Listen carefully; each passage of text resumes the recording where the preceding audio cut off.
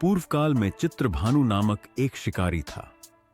जानवरों की हत्या करके वह अपने परिवार को पालता था। वह एक साहूकार का कर्जदार था, लेकिन उसका ऋण समय पर न चुका सका। क्रोधित साहूकार ने शिकारी को शिवमठ में बंदी बना लिया।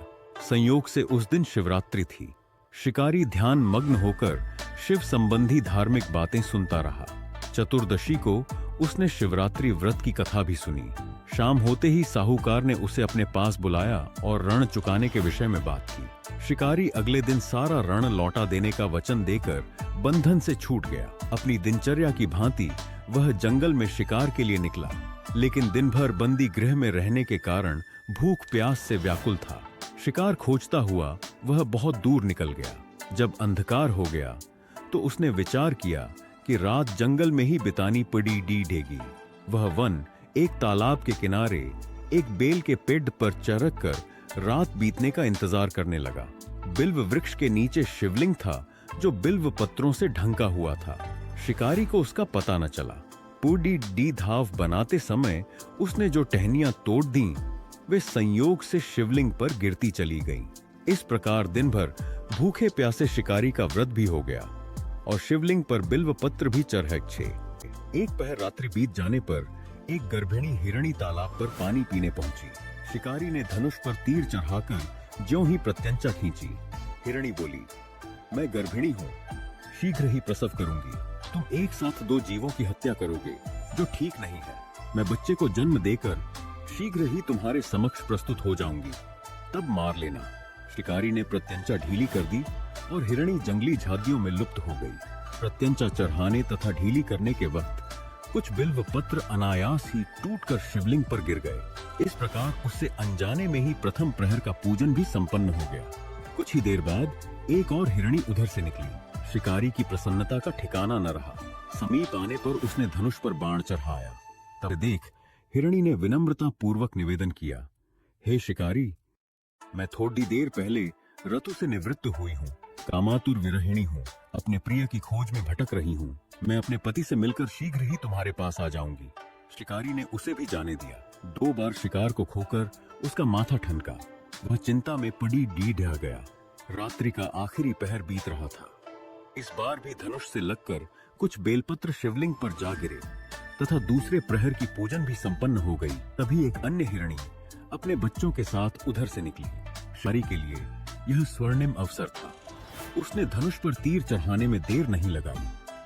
वह तीर छोड़ने ही वाला था कि हिरणी बोली, हे शिकारी, मैं इन बच्चों को इनके पिता के हवाले करके लौट आऊंगी। इस समय मुझे मत मारो। शिकारी हंसा और बोला, सामने आए शिकार को छोड़ दूं? मैं ऐसा मूर्ख नहीं। इससे पहले मैं 2 बार अपना शिकार खो चुका हूँ। मेरे बच्चे भूख प्यास से व्यग्र हो रहे होंगे। उत्तर में हिरणी ने फिर कहा, जैसे तुम्हें अपने बच्चों की ममता सता रही है, ठीक वैसे ही मुझे भी। हे शिकारी, मेरा विश्वास करो, मैं इन्हें इनके पिता के पास छोड़ कर तुरंत लौटने की प्रतिज्ञा करती हूँ। हिरणी का दुख भरा स्वर सुनकर शिकारी को उस पर दया आ गई। उसने उस मृगी को भी जाने दिया। शिकार के अभाव में तथा भूख प्यास से व्याकुल शिकारी अनजाने में ही बेल वृक्ष पर बैठा बेलपत्र तोड़ कर नीचे फेंकता जा रहा था। पौ फटने को हुई तो एक हष्ट-पुष्ट मृग उसी रास्ते पर आया। शिकारी ने सोच लिया कि इसका शिकार वह अवश्य करेगा। शिकारी की तनी प्रत्यंचा देखकर मृग विनीत स्वर में बोला, हे शिकारी, यदि तुमने मुझसे पूर्व आने वाली 3 मृगियों तथा छोटे छोटे बच्चों को मार डाला है तो मुझे भी मारने में विलंब न करो, ताकि मुझे उनके वियोग में एक क्षण भी दुख न सहना पड़े। मैं उन हिरणियों का पति हूँ। यदि तुमने उन्हें जीवन दान दिया है तो मुझे भी कुछ क्षण का जीवन देने की कृपा करो। मैं उनसे मिलकर तुम्हारे समक्ष उपस्थित हो जाऊंगा। मृग की बात सुनते ही शिकारी के सामने पूरी रात का घटना चक्र घूम गया। उसने सारी कथा मृग को सुना दी। तब मृग ने कहा, मेरी तीनों पत्नियां जिस प्रकार प्रतिज्ञाबद्ध होकर गई हैं, मेरी मृत्यु से अपने धर्म का पालन नहीं कर पाएंगी। अतः जैसे तुमने उन्हें विश्वास पात्र मानकर छोड़ा है, वैसे ही मुझे भी जाने दो। मैं उन सब के साथ तुम्हारे सामने शीघ्र ही उपस्थित होता हूँ। शिकारी उसे भी जाने दिया। इस प्रकार प्रातः हो आई।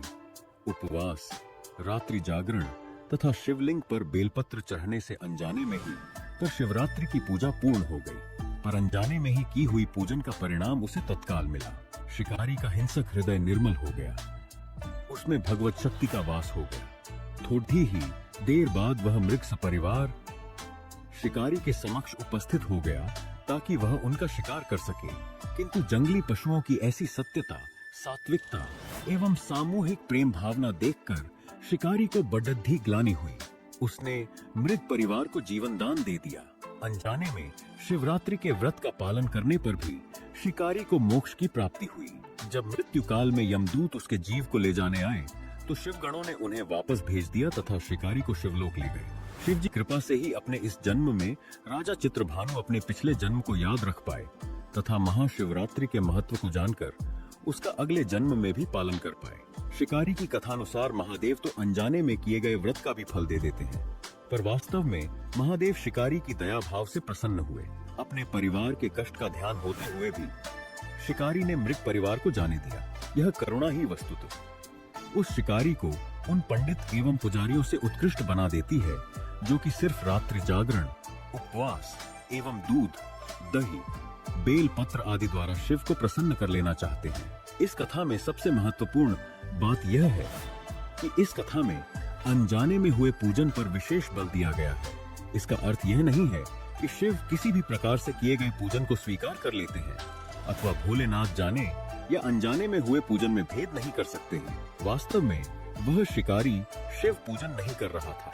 इसका अर्थ यह भी हुआ कि वह किसी तरह के किसी फल की कामना भी नहीं कर रहा था। उसने परिवार को समय एवं जीवन दान दिया जो कि शिव पूजन के समान है। शिव का अर्थ ही कल्याण होता है। उन निरीह प्राणियों का कल्याण करने के कारण ही वह शिव तत्व को जान पाया तथा उसका शिव से साक्षात्कार हुआ। परोपकार करने के लिए महाशिवरात्रि का दिवस होना भी आवश्यक नहीं है। पुराण में 4 प्रकार के शिवरात्रि पूजन का वर्णन है।